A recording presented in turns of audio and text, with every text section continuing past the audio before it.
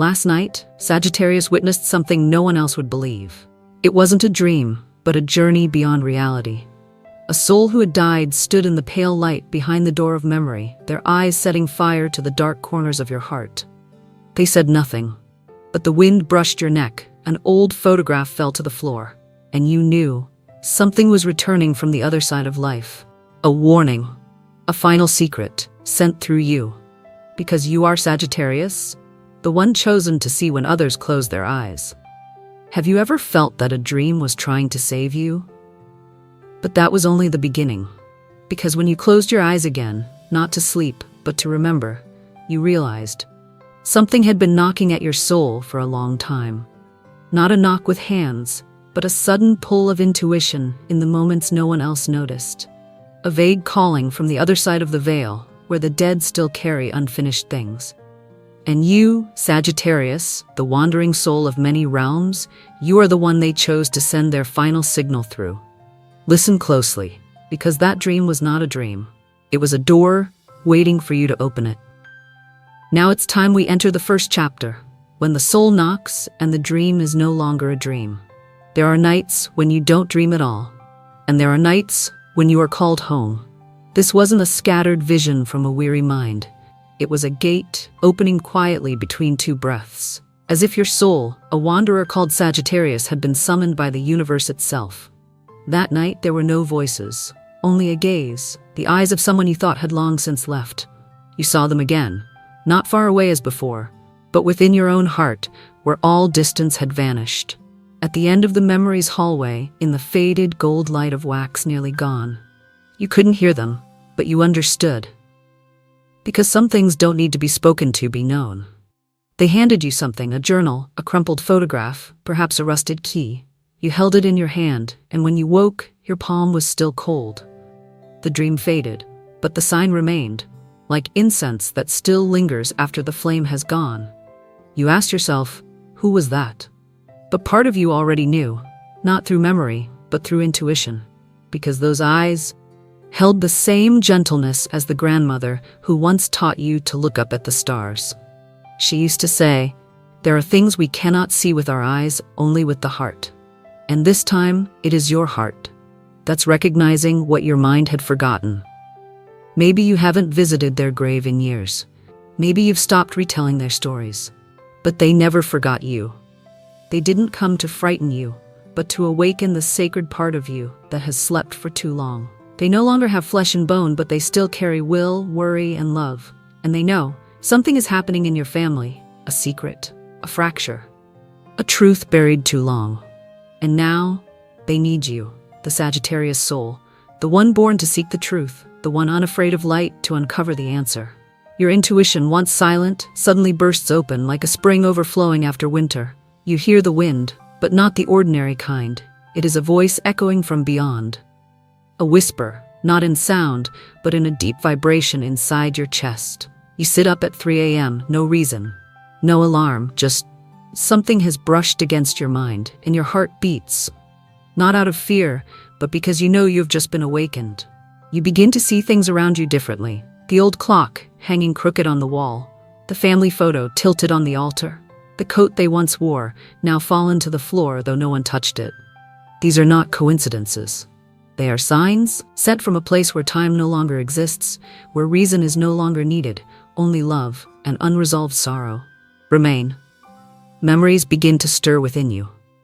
The times you heard your parents arguing behind closed doors, the times your relatives stopped you from asking about the uncle who died in the war. The times you saw a scar in the family's story, but were told it was just something in the past. But you are Sagittarius.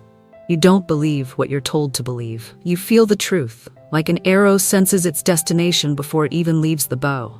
And this time, that intuition is calling you home. Not to a place, but to a piece of memory that was lost. To listen, to reconnect, to heal. Not for the one who's gone, but for you, and for the generations still living. You begin to recall details from the dream, a light shining on just one wall where an empty frame was hanging, a letter on the table, unsigned. The figure simply placing a hand over their heart and looking at you as if to say, you must know. That dream wasn't created by the mind. It was an invisible map leading you to a truth that had been silenced through years of quiet. You could choose to ignore it, continue on, fold the dream like an old piece of paper and tuck it away. But you could also do the very thing they've been waiting for. Open the door, ask the question, and begin the search. Because Sagittarius, you weren't born just to explore the world. You were born to explore yourself, through the stories no one tells, through the truths no one dares to see. And sometimes, to truly see, you must first close your eyes. The dream has called you. That soul has knocked. Now is the time to open your heart. Not to believe, but to feel. Because your intuition has never been wrong, you've only forgotten it. Have you ever felt that someone who passed away was still trying to say something to you? And if so, do you have the courage to truly listen? Are you ready to step into what comes next, where the family mirror begins to crack and memory no longer stays silent? The family mirror, once thought to be whole after all these years, one day begins to reveal hairline fractures, fine as threads of silk. They make no sound. But if you look closely, and with eyes touched by a dream, you'll see those cracks are telling a story your family never wanted you to remember. Sagittarius, you have always believed in truth, even when it hurts, because within you is not only the fire of discovery, but a fierce loyalty to what is real. And this time, what you're about to uncover is not a distant land, but a sealed-off corner of memory. It is not far away, but right inside the home you grew up in, behind familiar walls, in the attic where you once hid as a child, where old photos lie forgotten, letters unsigned, and a name that the grown-ups always avoided. Once, you asked your grandmother about the uncle who had passed away. She simply looked away and said, "It's a sad story, you don't need to know." Her voice was dry, like dust from time, but her eyes in that moment, you never forgot, because in them was something trembling, like a lamp flickering in a storm. A truth aching to be spoken, but forced into silence by duty, by pain, by a promise never voiced. You didn't ask again, because you were young, because you believed.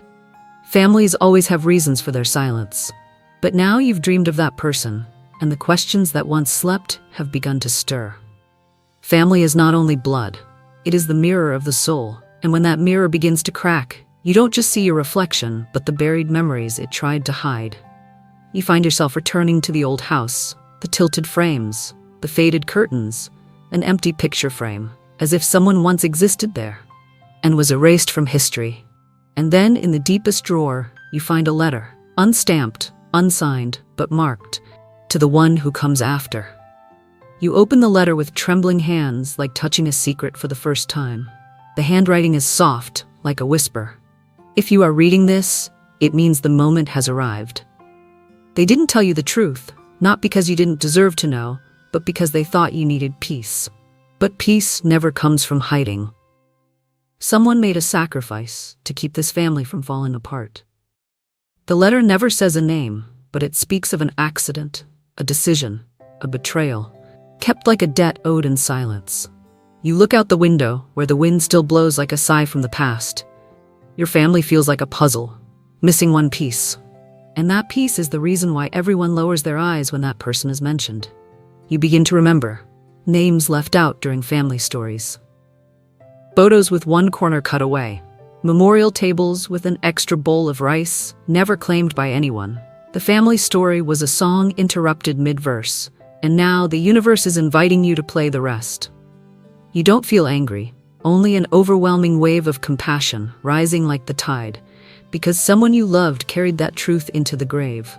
Because your family perhaps learned how to survive, but never how to live honestly. You are not here to judge. You are not seeking the truth to blame. You only wish to understand. Because understanding is the first step toward forgiveness, and forgiveness is the first step toward freedom. The wind inside the house grows stronger, as if someone or some soul is nodding in agreement. You place the letter over your heart. No need to keep it as evidence, because the truth was already etched in the eyes of the one who came to you in that dream. You know, and that is enough. Every family has a chapter that was hidden away, a door locked with fear, with pride, with what will the neighbors say. But you, Sagittarius, you were born with the key. Have you ever felt that within your own family there was something left unsaid. And if now you're the first one brave enough to turn back and look, would you be willing? And if you've already seen the mirror beginning to crack, then perhaps you're also ready to step into the next part, where truth and compassion begin to walk side by side. One windless afternoon, you return to the old house, where the walls are used to the sound of unspoken sighs.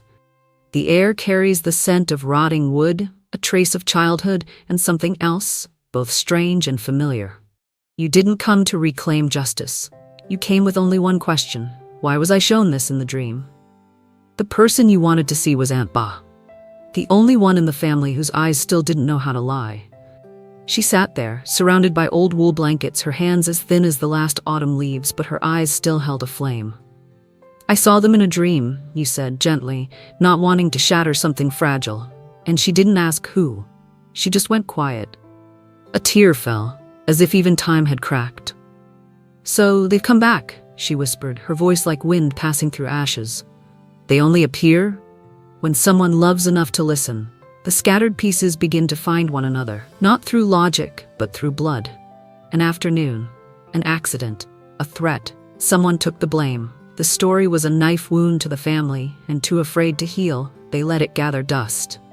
We chose silence so we could keep going, she murmured, but silence is its own kind of shackle. You didn't cry, but something inside you broke open, like ice on a lake when spring arrives. For the first time, you saw truth without its sharp edges. It softened when held with compassion. You began to write a letter, not to accuse anyone, but to reconnect a thread. A letter for the one who passed, the one misunderstood, the one who sacrificed quietly. You didn't mail it. You placed it beside a candle and lit it with your heart. The flame didn't flicker. It burned steady, like a soul finally understood. Since that day, you felt lighter. Not because the secret was revealed, but because you chose love over blame, understanding over judgment. And that is how souls find peace. Not through rituals, but through love offered in the right hands, at the right moment. You began seeing your family through new eyes.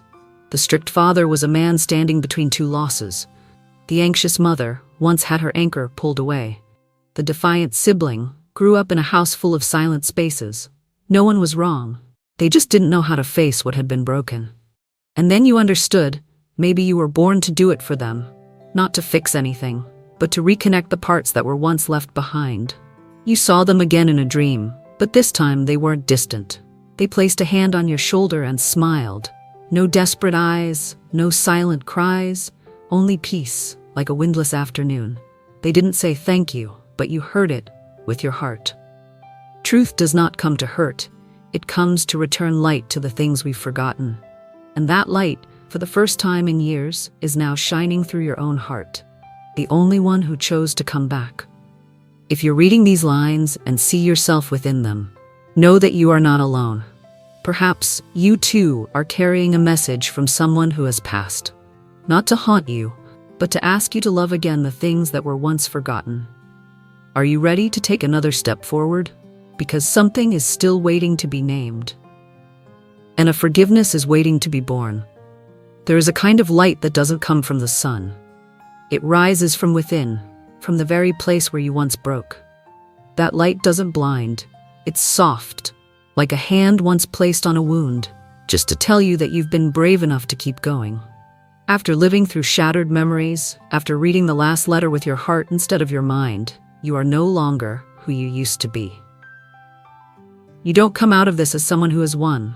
You simply stand as someone who once bowed their head and can now look into the mirror again. You didn't try to forgive. Forgiveness came like the dawn, unhurried, unforced. It slipped into your soul in the quietest mornings when you accidentally heard that old song they once loved. It came when you passed the place where the family used to eat dinner and felt that the memory no longer bit at your heart. You didn't forgive because someone deserved it. You forgave because your soul deserved peace. You saw their eyes again in your dream, but this time they stood in the light. They didn't cry. They didn't mourn. They simply smiled, placed a hand over their heart, and you understood. They were finally at rest. Because you, the one still living, chose to finish what they could not. Forgiveness isn't forgetting. It's when memories stop suffocating you. It's when you look back and say, I'm still here and I no longer blame you. One day, you visit their grave. No flowers, just a small piece of paper with a single line. I understand now, and I no longer need you to carry it. You place it beneath the stone and walk away without looking back. Because what you needed to see, you've already seen inside yourself. From that moment, something changes. You begin to sleep deeper. Your dreams no longer feel crowded with restless souls. They become wide skies where light returns. In your most recent dream, you stand in a garden bathed in moonlight. Someone walks toward you holding a lantern. Inside it, a small flame, not fierce, not blinding, but warm. And you understand. That is the light forgiveness has created.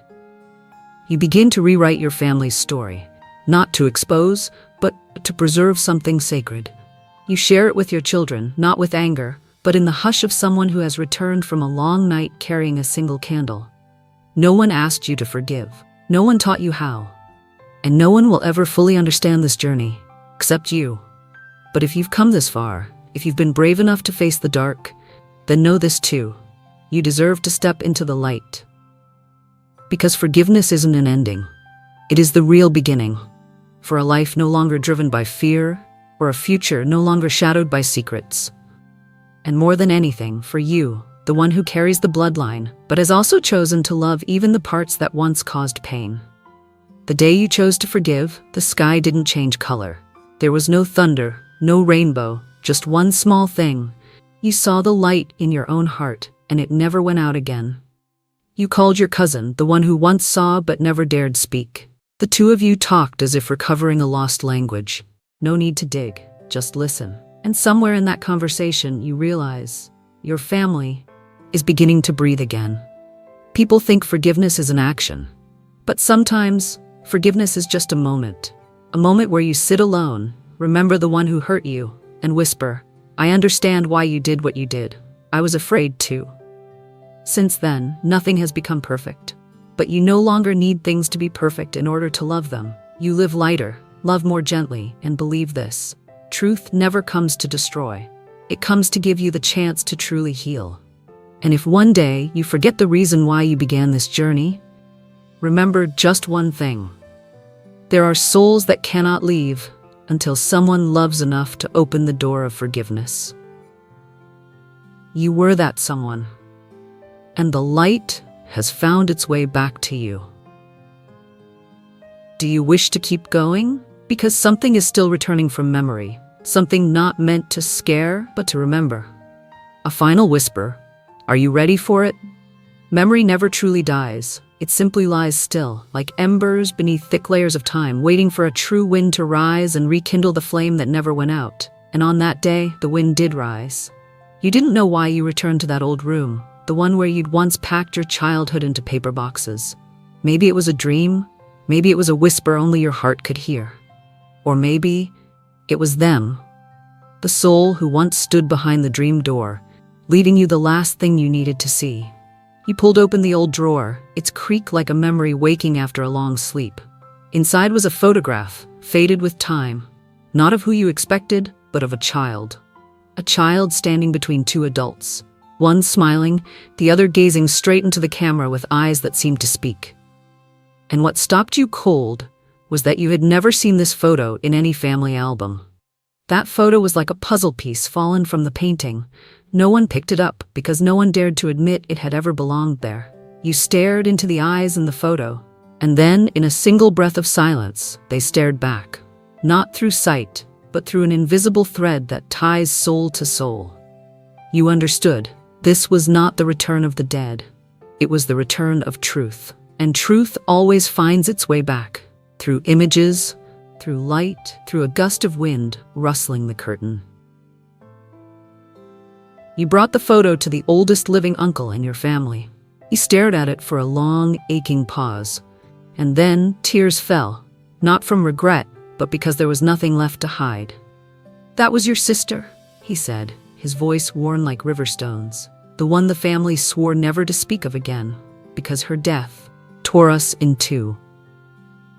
The story was like a storm that had passed, but left the skies forever dim in the hearts of those who survived. No one quite remembered what happened, only that afterward there were faces that no longer faced each other. And your sister's name, a sister you had never known, was crossed out of every list.